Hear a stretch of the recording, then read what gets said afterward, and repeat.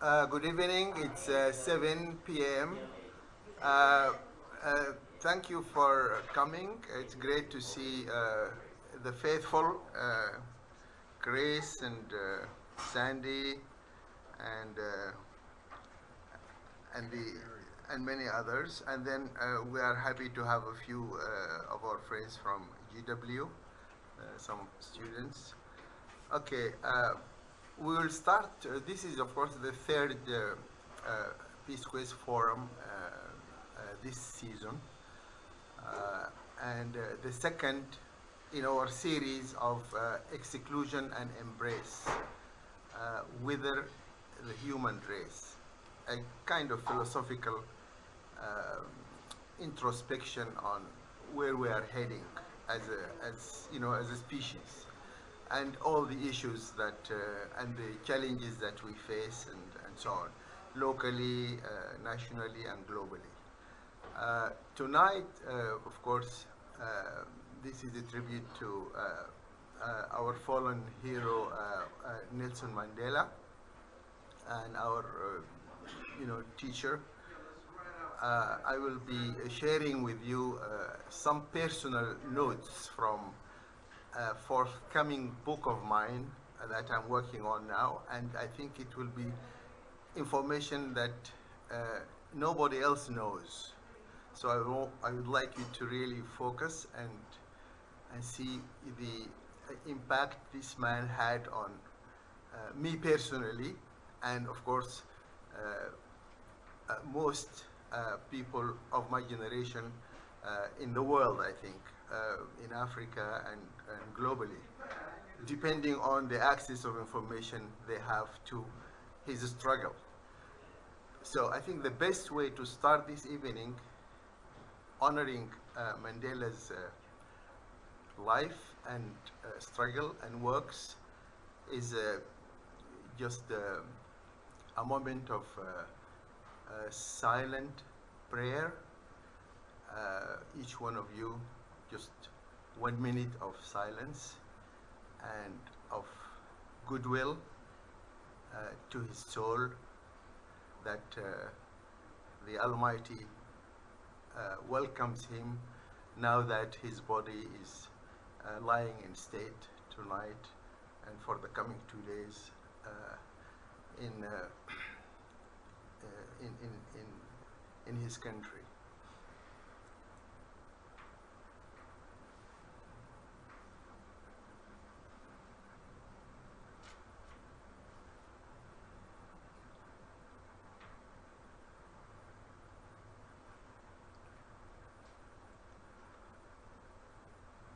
Okay, so the beauty of Mandela. Excuse me, Professor, could you do us a favor?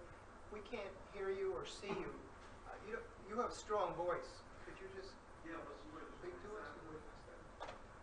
us? You can't hear me? I can't even see you now. Can't hear you. Stand up. Stand up. Thank you. Please.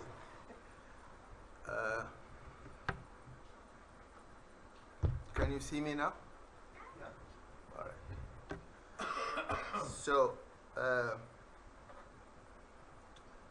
in a nutshell, I think, first of all, let me share with you something very interesting about Mandela.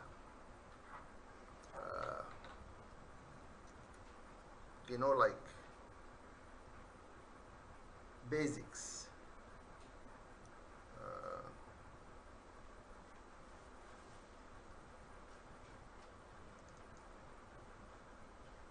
Okay.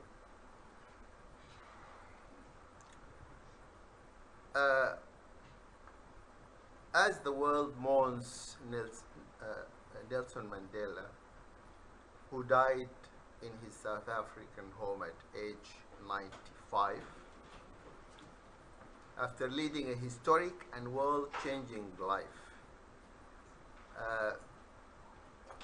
we are happy to join this world kind of movement of solidarity, grief, but celebration also of this great human being. Mandela's death has sparked global celebrations of his legacy, discussions of his impact, and debate over his ideology and politics. It can seem like everyone has a strongly held opinion about him. You may find yourself, though, among the people who are generally aware of the contours of Mandela's life, but may feel lost in the details of that life and what it meant for the world. It is okay. We can't all be Mandela scholars. And that's the whole idea of the grassroots conversation we have here on a monthly basis. Here then are the most basic answers to some of the most basic questions about Mandela. First, a disclaimer. This is not an exhaustive or definitive account of this very important story. Just some background written so that anyone can understand it. And by the way, I'm using this information from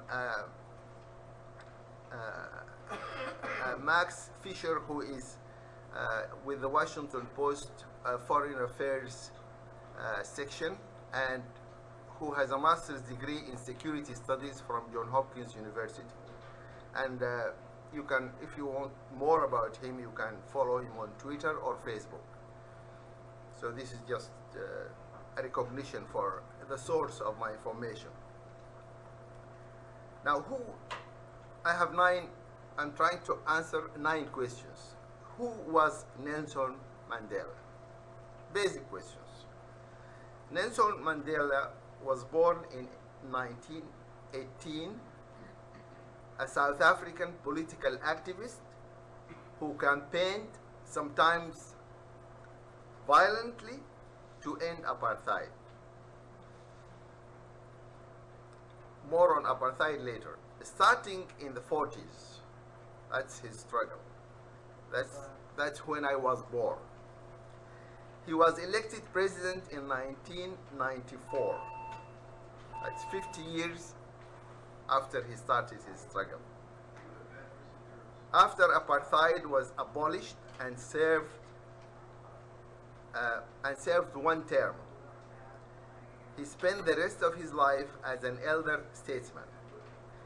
Mandela's most important accomplishments were helping to end apartheid and then to help lead South Africa away from its deep racial divides, and this is relevant to all communities, as you. What made Mandela so important? Ending apartheid, right? Mandela's role in toppling apartheid was an enormous historic achievement, but it was what he did after winning that battle that made him such a hero, and not just to black South Africans, but to the world. Mandela was also clear that he didn't want to end apartheid just because it was horrible and racist, although it was, but because his ultimate goal was, as he said at his 1964 trial, a democratic and free society in which all persons live together in harmony and with equal opportunities. You have to understand the historical context here. The second half of the 20th century was filled with liberation movements, particularly in Africa and other regions, dealing with the end of colonialism. Not many of them ended in pluralist democracy, as South Africa did. An awful lot of movements similar to the ANC in other countries turned pretty quickly into dictatorships.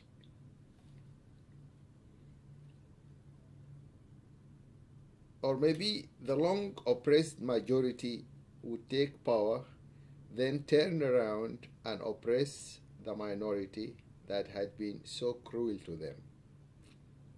That was the norm. Mandela broke it by fighting not just for the liberation of blacks, but once he became president, for real pluralism and democracy. He left office after one term to help ensure that future leaders would feel pressure not to stay on long, as many African presidents do. He wasn't just bringing his ideal to South Africa, but proving to the world that liberation movements, present and future, really could be all that they promised. He was the exceptionally and perhaps uniquely rare liberator who followed through on the hardest part, extending liberation to his former oppressors as well as the oppressed. That's why Mandela is such an important model and a source of inspiration for the whole world. Number 7, wow, he really was amazing. Did the United States help him? You wish. South Africa's conflict was a deeply divisive global political issue. See if you can guess which two countries were often on the wrong side of it and of history. Yes, that's right. The United Kingdom and the United States. In the 1960s, the United States did oppose apartheid and supported arms embargoes against the South African government. But the Cold War changed that. South Africa was staunchly anti-communist and an ally against the Soviet Union. The Soviets helped back the African National Congress. Starting in the 1970s, the United States and the United Kingdom supported the apartheid government. Then President Ronald Reagan called it essential to the free world, quote unquote. His administration officially designated Mandela and the ANC as terrorists. British Prime Minister Margaret Thatcher dismissed the ANC as a typical terrorist organization. Much of the rest of the world opposed the apartheid government, though, and many countries imposed economic sanctions and other restrictions. The issue became highly controversial within the United States and the United Kingdom in the mid and late 80s as anti-apartheid movements gained strength there. Eventually, South Africa's two most important allies also turned against it. This helped make apartheid a burden on South Africa's whites as well, which helped bring about its end. Point number 8. What was the thing with rugby? I remember a movie about that. When people talk about what made Mandela such a great president, they sometimes point to his support for the country's national rugby team, the Springboks. The Springboks were mostly white and, like lots of South African teams, had been banned from international competition as punishment for apartheid. They had been highly popular among white South Africans. You have to understand that the anti-apartheid government had worked very hard to create deep racial divisions in South African society. You have to understand that the apartheid government had worked very hard to create deep racial divisions in South African society. That kind of thing just doesn't change overnight. But Mandela came into office knowing that a national racial reconciliation would be crucial for the country's future. Whites and blacks, after all that had passed between them, would have to accept one another as equals and fellow citizens. One way Mandela did this was by turning to the Springboks, this culturally white South African institution, and holding them up as something that all South Africans should be proud of. He went to games, wore the team jersey, and urged black South Africans to support them. It was a way of signaling black acceptance of the former white oppressors as new equals.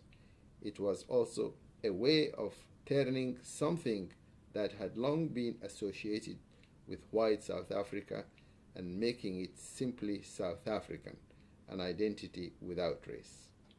Number 9, I skipped to the bottom. Did Mandela succeed in building a free, equal, post-racial South Africa? He made truly remarkable strides, given that he left office in 1999, less than a decade after apartheid ended. But his dream has not been fully realized. South Africa today still suffers from significant racial divisions that leave whites better off than other races, particularly the black majority. Those racial divides often blur into socioeconomic divisions. Vast townships of corrugated tin still stretch out from Cape Town and Johannesburg.